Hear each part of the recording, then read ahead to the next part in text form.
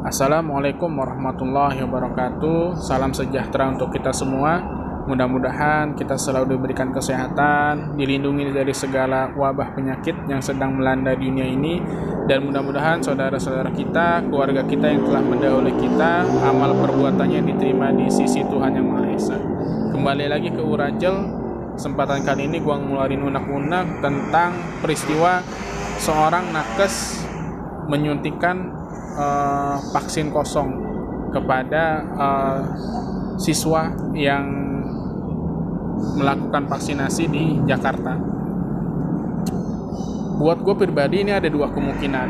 Kemungkinan pertama itu adalah murni kelalaian, karena dari jumpa pers yang diselenggarakan oleh pihak polisi dan di situ ada pelaku mengaku itu hanya kelalaian, human error, karena pelaku mengaku sudah menyuntik 500 lebih orang. Itu kan luar biasa. Yang kedua, ada motif lain. Nah, ini yang mudah-mudahan ini nggak terjadi. Yang gua khawatirkan motif yang kedua ini, jadi vaksinnya itu memang sengaja dikosongkan, vaksinnya itu diambil dan diperjualbelikan lagi. Mudah-mudahan ini nggak kejadian gitu. Gua berharap ini hanya kelalaian semata. Mungkin ya. Gue nggak tahu apakah ada kode etik perawat seperti halnya ada kode etik dokter. Kalau misalnya hal ini murni kelalaian, gue rasa perawat ini, kalaupun ada kode etik perawat, ya itu harus ditegakkan gitu. Misalnya apa hukumannya kode etik perawatnya gitu kan, kalaupun ada. Tapi kalau misalnya nggak ada, ya ini harus apa nih step selanjutnya gitu. Kalau memang ini murni kelalaian. Terus solusinya, ini gue nggak tahu bisa dilakuin atau enggak, karena menurut keterangan polisi di Jakarta itu kan memang sedang ada namanya program vaksinasi Merdeka sampai tanggal 17 Agustus, dan mereka itu kekurangan nakes untuk menyuntikkan vaksin. Bisa enggak gitu kan, dengan ya ini win-win solution gitu ya, daripada hal ini kejadian lagi. Bisa enggak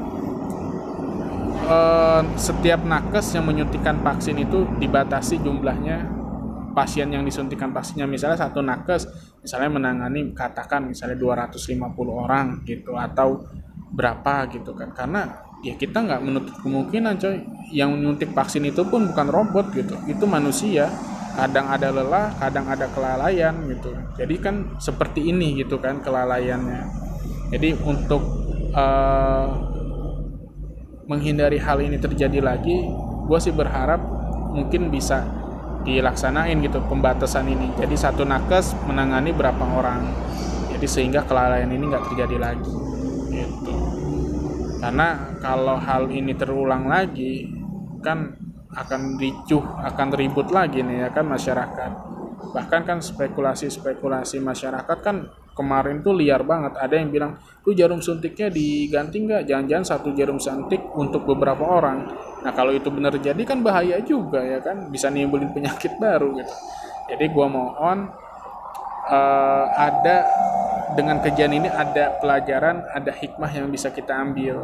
Apa nih pelajarannya? Apa pelajarannya yang bisa kita ambil sehingga kejadian ini nggak terulang lagi? Salah satunya saran gue adalah itu. Jadi satu nakes dijatah aja misalnya berapa orang gitu. Karena kan nakes juga manusia gitu. Jangan sampai nakes atau relawan yang menyuntikkan vaksin itu bersedia meluangkan waktu, tenaga, pikiran untuk melakukan vaksinasi ke masyarakat. Dengan adanya hal ini jadi mereka dirugikan. Jadi seolah-olah lu nggak ada terima kasihnya, gue udah capek segala macam, gara-gara masalah ini aja kita yang dihantam. Jangan sampai ada kejadian kayak gitu. Oke, terima kasih. Assalamualaikum warahmatullahi wabarakatuh.